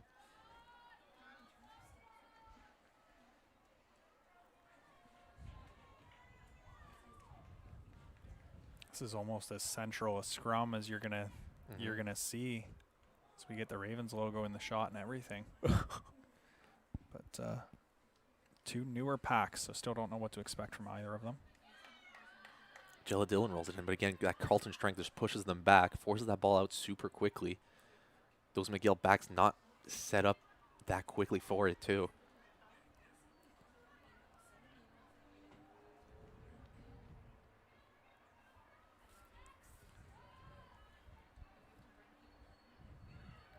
Couple of takes now. So we're taking it back finally to Olivia Ford, who I think we said earlier, Olivia Ford, we were expecting a lot out of her, but we haven't said her name that often, correct? We've seen her come on in the second half. I think Yeah. maybe sometimes it was really all Carleton in the first half, and so Ford would have been in an attacking position or a defending position, a lot. Now that McGill's had their moments in the second half where they look a little more organized, you're starting to see Ford get involved on both sides of the ball. And McGill's asked a lot of Ford to go up against Leverett and Menard and Warren, to have to stop Sierra Haas. There's a lot of things being asked of the prop.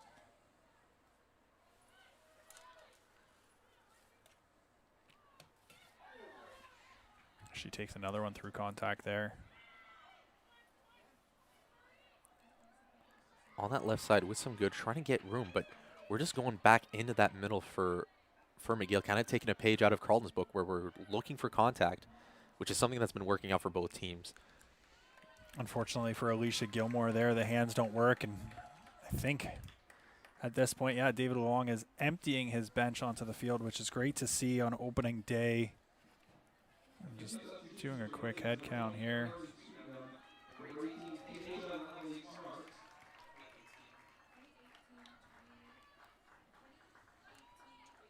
As we've seen just about everybody substitute their way in now. Yeah. Ember Warren coming off from a well-earned day. Oh, my.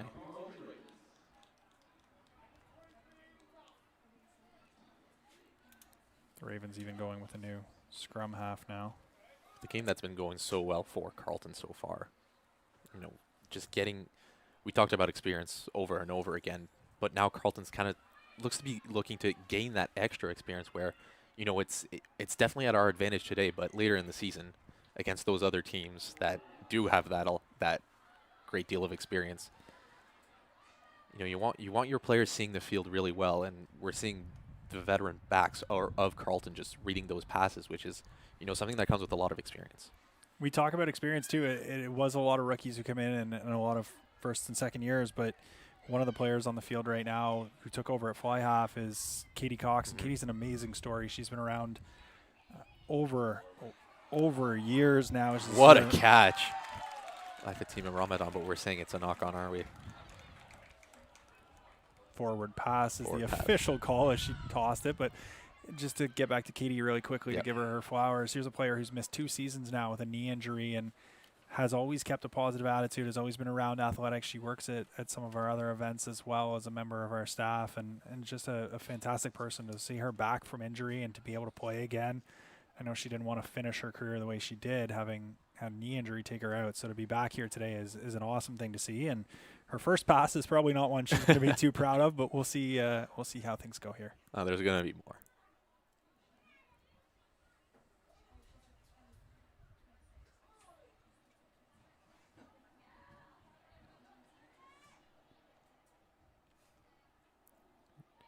And Jolly Dillon rolls it in. Again, McGill moving back, kind of losing that ball here. McGill scrum just got destroyed by this New Ravens pack. Kind of, again, getting that unpredictability in from those substitutions. And just immediately gaining it a lot of ground, taking advantage of that confusion on McGill's side. Now it's Carleton right on their logo, moving through the middle. Couple quick touches early for Aiden Thompson in the new fly half.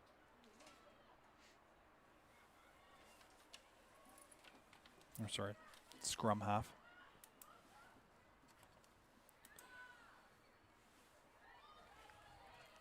That was Lexi Frank taking down, trying to find something on the right side.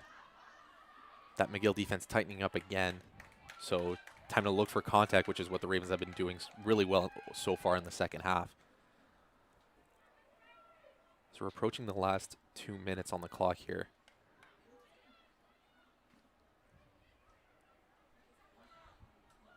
It's Abby Pennock again. We've seen her carry the ball a few times since she's come in, and really, like the forwards who started ahead of her, has been a force. Watch out though, McGill taking advantage of Carleton's confusion. kind of there. The play restarted really quickly. I believe that was Rory Moffat. Now Lindsay Pare comes in over the top, and the Ravens are called for the offside and sent back again. Good takedown by Tierra Haas, though.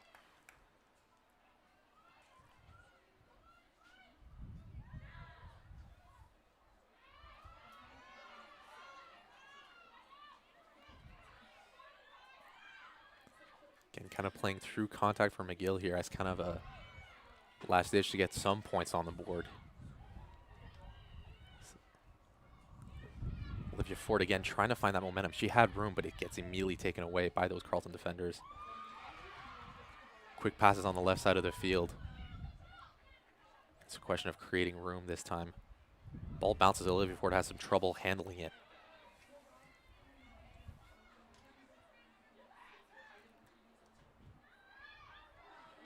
Finding room through the middle here. Catherine Murphy gave it back to Lily Rose Giroux, who found a lot of room there all alone.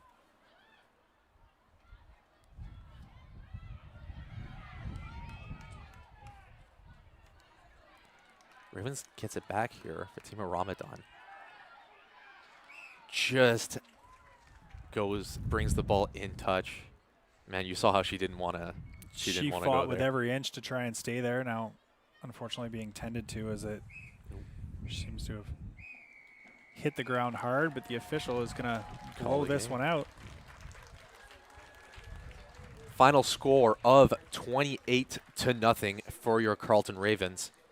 I mean, that was a good way to kick off the season, right? Yeah, if you're Carleton, you're happy. I think you wish you would have scored a few more points early on. The start wasn't exactly what you were looking for in terms of cleanliness, but you didn't pay for it, and that's important. And we'll just add Fatima's on her feet and back with her teammates right now, and that's exactly what we want to see. But if you're the Carleton Ravens, you don't start as clean as you want, but you find a way to settle yourself down in a really impressive second half.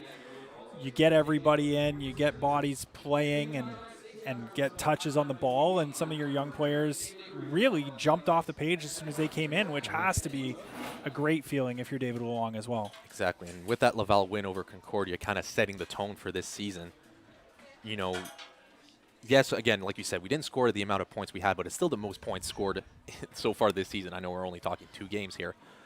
But yeah, you're getting those points on the board, and now when you're looking forward to next game, you have your basis, you know what you have in those young players, and you know what that team can get you. So thank you very much for being a part of us, for joining us for this game here at TAAG Park. Ravens are going on the road for their next game. No, the Carleton Ravens will be at home next Friday night. I'm sorry. Yeah, we'll be at home on September 5th for the second of 3 home games this regular season. So a nice Friday night at TAAG Park to change things up for the Ravens, and we'll see you back here next time on the Carleton Ravens YouTube channel. We'll see you then, everyone. Thank you very much.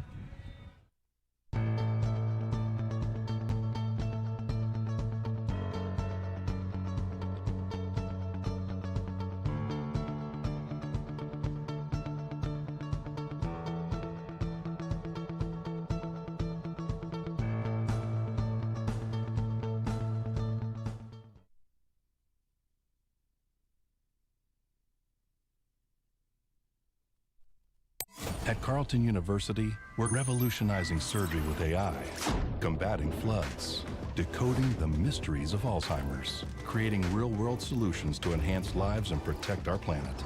Visit our website to learn more.